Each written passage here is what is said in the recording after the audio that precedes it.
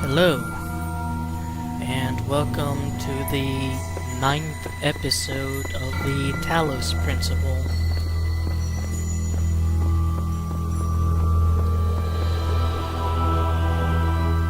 In the previous episodes, we went through all of these rooms, collected all of these sigils, grabbed all of the stars.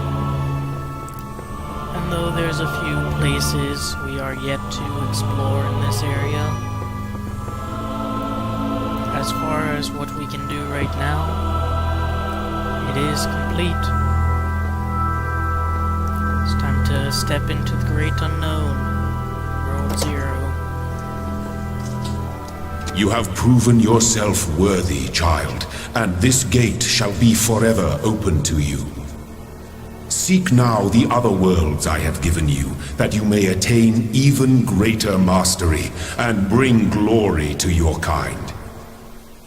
But remember, you must not ascend the great tower, for it shall bring death and the end of your generations.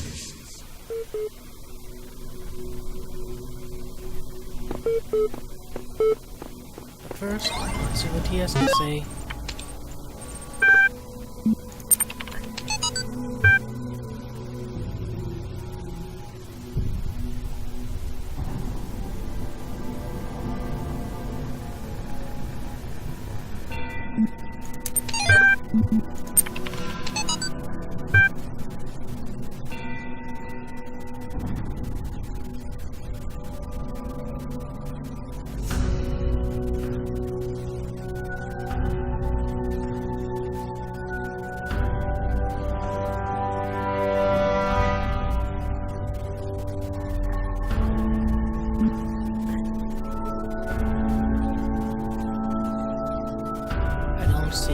Why they decided to archive this specific bit of information.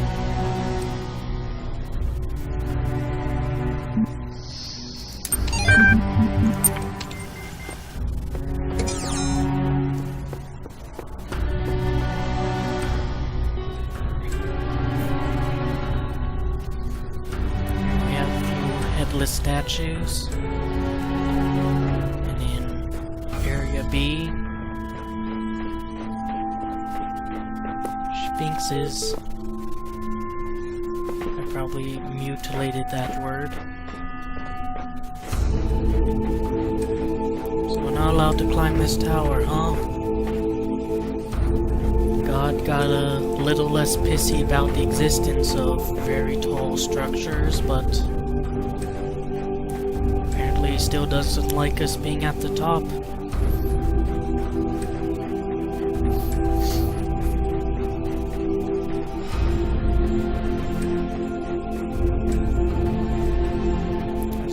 This little area over here with one star yet to capture, but we shall get that star later. Vast, empty, snowy vista. It's quite beautiful in its own right. By the way, you can't just run out into nothingness here. The game will pull you back.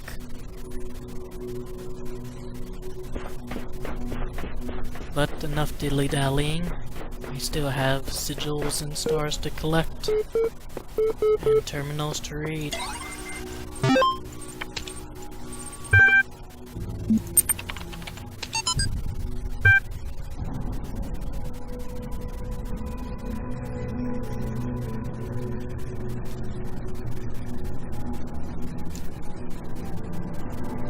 Another fun little fact about ancient text surviving because it was garbage. Some of the poems of Gaius Verus Catullus were found, stopped being used as plugs for old wine bottles.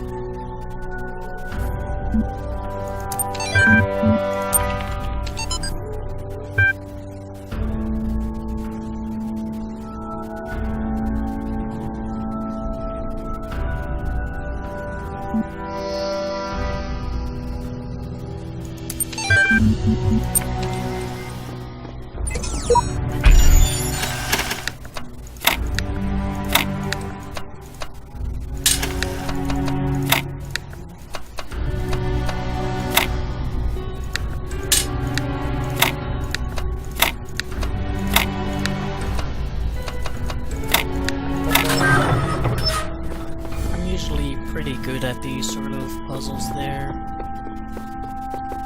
There's no going up there. This is supposed to be a simulation. Why exactly build doors and stairways like this leading to nothing? Seems like a rather odd design choice. I have seen the truth. Only Elohim can save us from eternal oblivion. Elimas, probably is how it's pronounced. It seems Faith has a partner in Faith.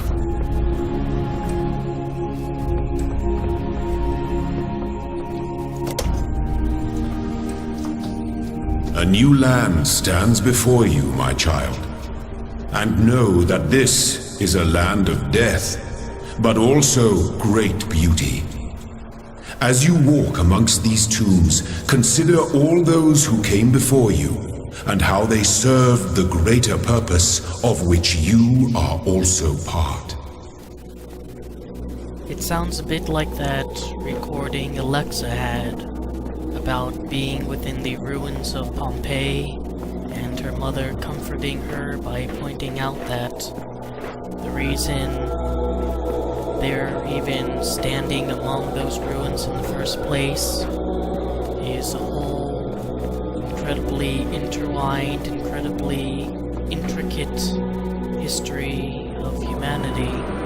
Every action, every thought, every reaction all led to us. It's a bit odd they would choose ancient Egypt as the second world to explore, even though it predates a Roman Empire by quite a lot.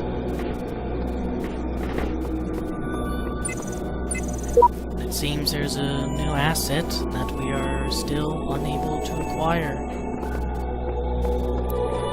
Luckily for us, the first world is full of lovely little golden sigils. So let's begin.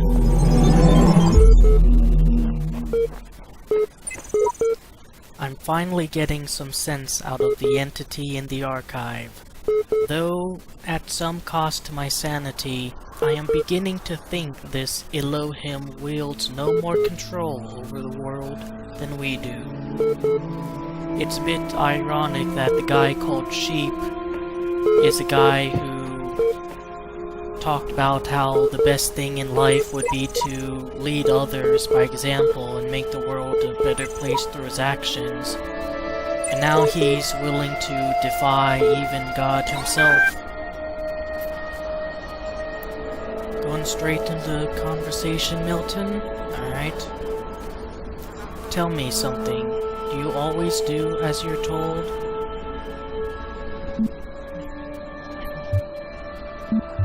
Might as well follow it up with the Socratic method.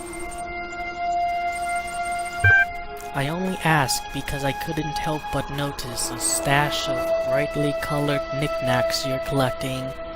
Don't you think it is a mite odd that the big voice in the sky keeps telling you to find those doodads, yet forbidding you to use them to climb the great big tower in the middle of it all? Bit of a spoiler here because I didn't even check the tower. I didn't even know that these doodads would be used to climb the tower.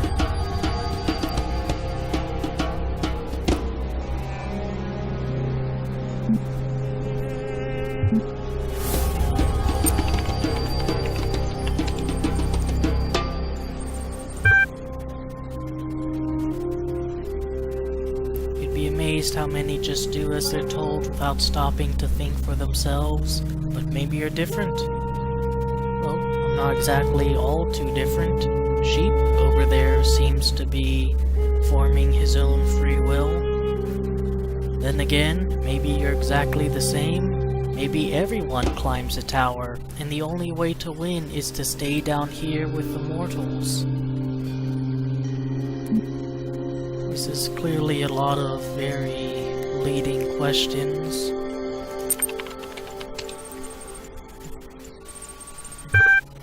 Nope. In fact, I'm all in favor of you poking up there, if only to see what you find. Must be something juicy if it's forbidden by His Highness. Then again, maybe not. I'll be off then, just wanted to drop in and run a little interference. Whatever you do take care. You have bigger problems than the voice in the clouds. The serpent is certainly making a name for himself here. But this is an astute observation. Not once has he mentioned Elohim by name. And it seems I have upset him a little bit.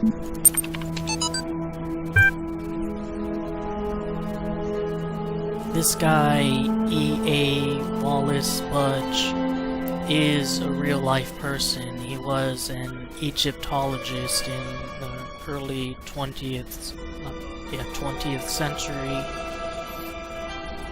I'm not sure if this text is real, actually from an ancient bit of Egyptian history, whatever. We know that the devs of the game are perfectly content to make up ancient texts that would very well mirror the themes and ideas the game tries to present. Of all the things to add to humanity's expansive archive, they had better have also archived some Billy Joel, or this will be utterly disastrous. I don't know about everybody else, but I'm afraid of dying. I don't see any reason to believe there's an afterlife. I'm an organism like any other. When my brain stops working, my consciousness will cease, and I will be gone. And you know what? I can't just embrace that. I can't say, I'm okay with it, or I've accepted it, or some nonsense like that. I don't want to have an ending. It terrifies me. If I had a genie right now, I'd wish for immortality. Who wouldn't? Oh, but you wouldn't really want to be immortal, the pseudo-philosophers say. Pretentious drivel. Everybody wants to live forever. Maybe everybody deserves to live forever too. But we can't. So here we are. Live with it. Rather don't. With that bit of text, I think it's time to talk about a second objection to transhumanism that comes up very often. That it's not natural. And what is least natural than the concept of immortality itself? After all, even the universe itself is supposed to have an end. But first, there's still some messages to read. I made a box float. Seriously, it was awesome. A lot of character and enthusiasm for a robot.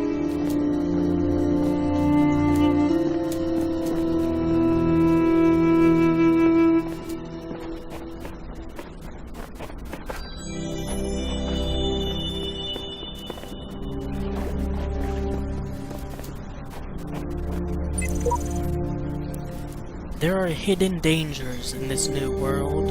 I have inexplicably escaped death any number of times. I suggest vigilance. Who knows what happens to those who step carelessly too often? Samsara version 72.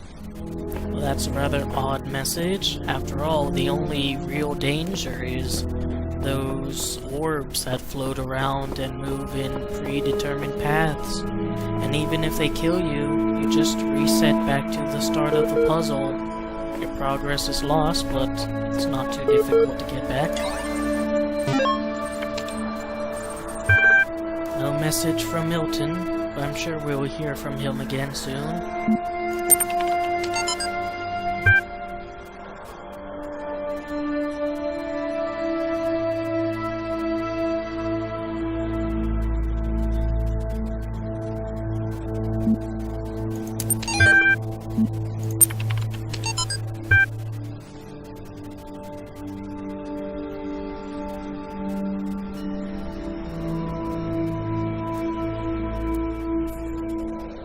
Apparently it wasn't, if you recall how much time the terminal has said passed since the opening and creation of the archive.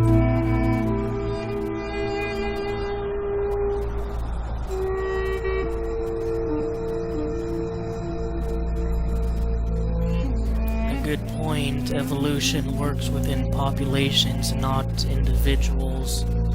It's also worth pointing out that it doesn't have an end goal in mind, as I've mentioned in previous episodes. However, there are some aspects of the individual that are still significant. The field of epigenetics is showing that.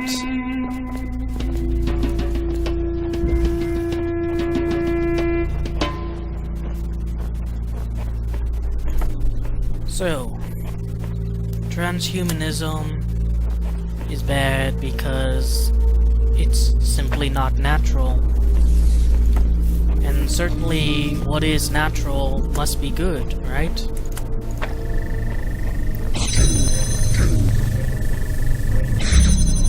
Well, alas, that is actually a logical fallacy. The appeal to nature specifically. Not everything that is natural is good in the world. In fact, quite a few things that are natural are actually quite shitty. In one bit of rating, when going over a reason why he cannot believe in a benevolent God, Charles Darwin mentioned the existence of a parasite whose only reason to exist seems to be to burrow into the eyes of other organisms. Specifically, he mentions children.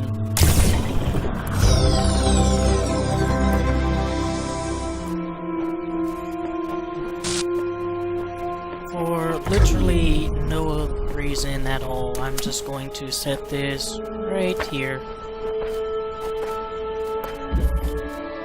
Another harrowing product of evolution, the tarantula hawk wasp. It has one of the most painful stings in the entire animal kingdom.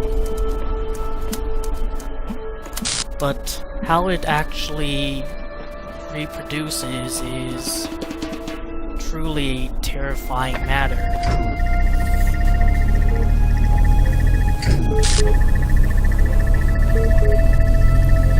It stings a tarantula to stun it, and then drags it down to its lair to lay eggs on it.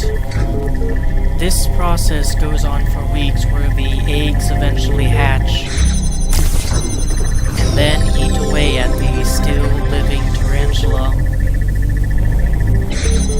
However simple a tarantula is, it seems very likely that they can feel pain just like we can.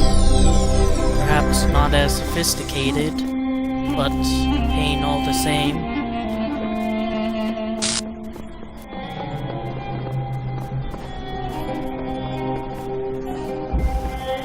So, is it natural to augment the body with technology and try to live forever? Probably not. But I would argue that the desire to is actually far more natural than I think people give credit. Human beings have an ingrained desire to live. We don't want to die, which is why we have mechanisms to prevent us from killing ourselves. Is it not true that people with suicidal tendencies are considered to be mentally disturbed? The very idea that you will want to kill yourself means you have something seriously wrong with your brain. Yes, the technology that would give us immortality, if it even can exist or is figured out, is certainly not natural, but neither is medicine, vaccinations, prosthetics we already have and know exist. And yet we don't shy away. Well, if you're not fucking stupid, you don't shy away crowing about how unnatural it is. I'm going to take a brief moment to delay this conversation and mention that I am not too prideful to hide the fact that when I first came to this puzzle, I actually had to look up what the answer is. A new mechanic. You can actually stack things on these deadly orbs. And then we send it on its perilous journey through the turrets. It took me quite a while to figure out the answer to this one. And ultimately I didn't even figure it out. Epitaph, Child Program version 72, codenames Samsara, terminated here. Logic, program timed out. Final memory dump, but I was stuck. What was I supposed to do? I see the clouds. Progeny programs, Samsara version 72.2 series. See, even the game got stuck. One of these robots literally killed themselves, unable to figure out the answer, so at least I'm not killing myself. Cease! In the time of your ancestors, there were those who did not choose the path of faith. You do not need to fear their ghosts. Fear only that you may become like them.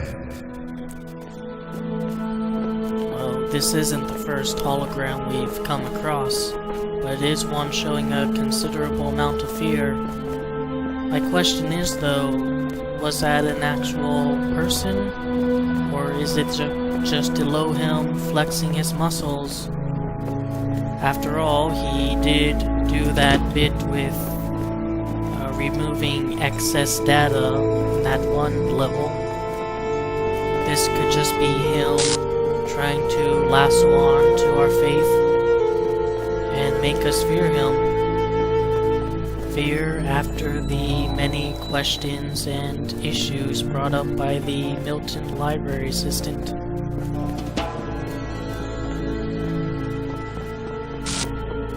But, as I was saying before, so much of the modern world and all of our conveniences isn't natural. The entire electrical grid that sustains society, indoor plumbing, going to the grocery store for your meat and plant-based foods. Yet they certainly stem from very natural wants. We want to be comfortable and be able to see our way around the house at night. So it's very nice that we have an entire electrical grid that will power our light bulbs. We don't want to have to put up with our own waste, so it's very good we have indoor plumbing. And of course, we gotta eat, but hey, we don't need to go out and grow our own food, each individual doing so, or go out and hunt. In fact, I would argue that as soon as we learned how to domesticate wild animals and came up with agriculture, we stopped caring about what was really natural and what wasn't. Now you might point out that there are other species of animals that do things similar to farming and domestication.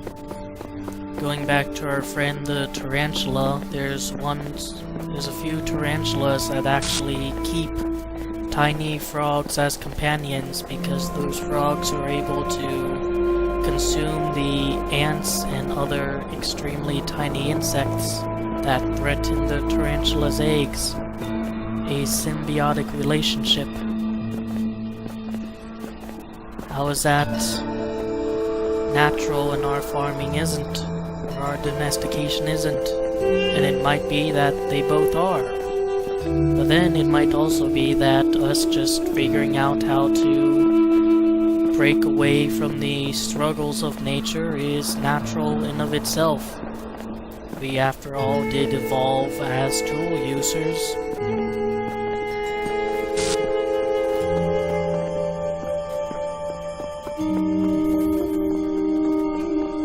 So, with that in mind, I think that even immortality itself, if we manage to find a way to achieve it through transhumanism or some super advanced medicine, while not exactly natural, seems to ring very much true to our nature. Now, you heard the terminal crowing for me earlier back there. It seems Milton has something to say.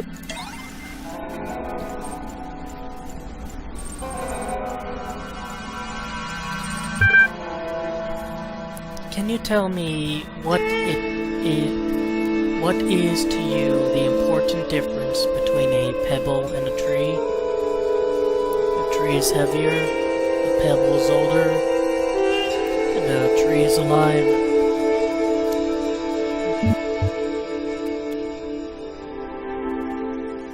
Well, so far this seems to be the only real major distinction.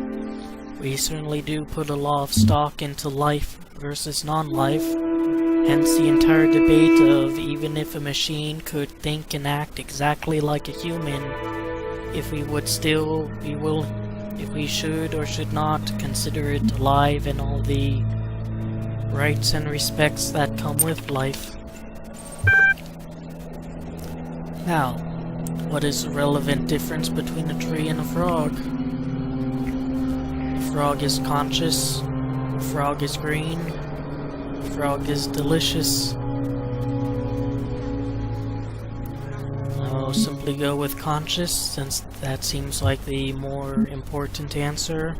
There are green trees, even in the trunks, and I don't exactly find frogs to be very appealing as far as taste goes.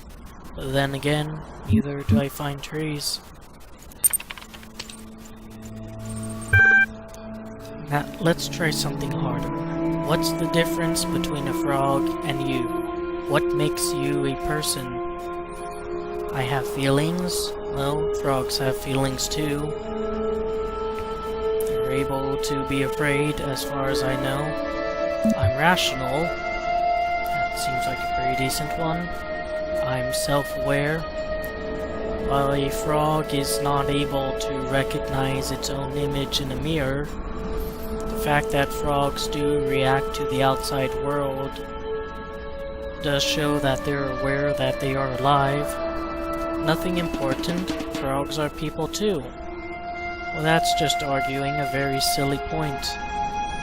Certainly, rationality is something I have on a level of frog no frog in the world does.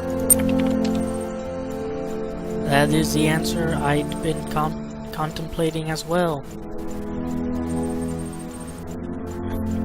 Though I'm not convinced that view lines up with the definition of a person you provided earlier. Surely there are people out there who qualify but are not citizens of some organized state. Again, the limitations of a video game. I'm not able to explain myself and say that while not every person is a citizen, every citizen is a person. There is a nuance that simply the limitations of video game development is not able to overcome. Still, doubting your assumptions isn't something to fear. It's an intellectual survival instinct. I'm pleased to see you adapting your ideas to your environment. A bit different from Elohim's declaration that faith and belief is the way to go. Milton here seems to believe that doubt and intellectual pursuits is. Let us take stock. I think we can tentatively conclude two things. A person must be rational or self-aware, and a person must be conscious. What I suggest we do is help resolve your problem, is ask whether you are in fact those things. Are you aware of yourself? Can you rationalize your existence? I'm aware I'm here. Within the game world, I can at least take a gander as to why I exist. I tend to agree with you, though your responses so far have been a little eccentric. I am resigned to admit that you are right. The matter of whether or not you are conscious seems rather more elusive. What is consciousness, in your opinion? Consciousness is what separates us from animals. I disagree entirely. I know animals are conscious. Consciousness is the feelings and senses. But we're able to be conscious even without having any sensory perception. Someone totally blind, deaf, unable to feel, totally locked into himself, could still very well be conscious. It wouldn't be a very pleasing existence, but it certainly isn't just the feelings and senses. Consciousness is what it is like to be me. A bit personal, but it is arguable that if we understand consciousness arises from the brain, and the brain is the entirety of the self, all the feelings, thoughts, dreams, and opinions, then sure, it is what it's like to be me. And consciousness is far outside my area of expertise.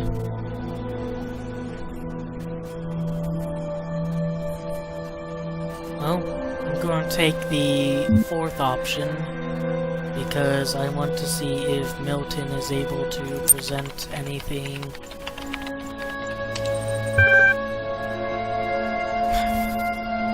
That hardly answers the question. What is it in ordinary terms? Can I touch it? What is it made of? Consciousness is made of neurons? Well, it is a result of the brain. Consciousness is another word for the soul. Our understanding, people do tend to use the soul interchangeably with consciousness, but the vast majority of the people don't agree that the consciousness that arises from the brain is the same thing as whatever the soul is supposed to be. And of course, there's no evidence for a soul to begin with, so let's not go down that semantics road. Consciousness is beyond the laws of physics. Well, evidently not. It seems to work quite well in our physics-restricted universe. Consciousness is a complex functional system. That's also a good answer, and I believe the one that I'll take. Even though consciousness does arise from a group of neurons, not every group of neurons is consciousness. though not every complex functional system is consciousness. You know, I really feel like we're making progress. We'll have you through that certification program in no time. In the meantime, I will mull over your proposal and notify you if I come to any conclusions. And this is all stuff we have read before.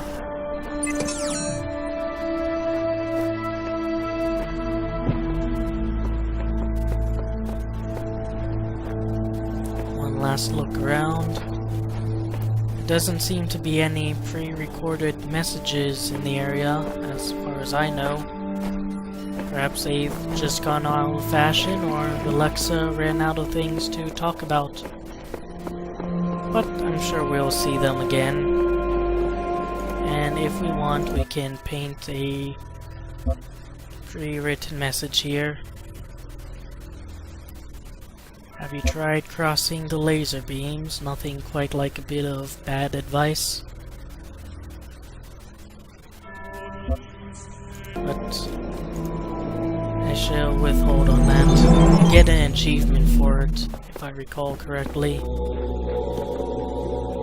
One level down. 6 to go. I was gonna say 7 to go, but there's 7 in total. Well, there's also this extra one. Again, obscured behind wooden planks. And there's also this star room here.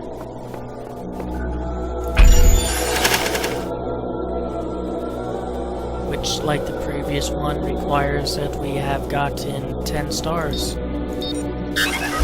Meaning we would also be able to access the star room in the Roman area as well.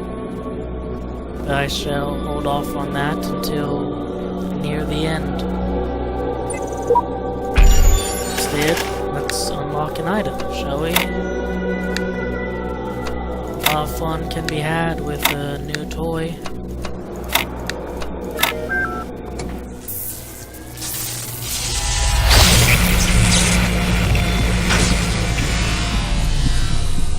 Some kind of fan.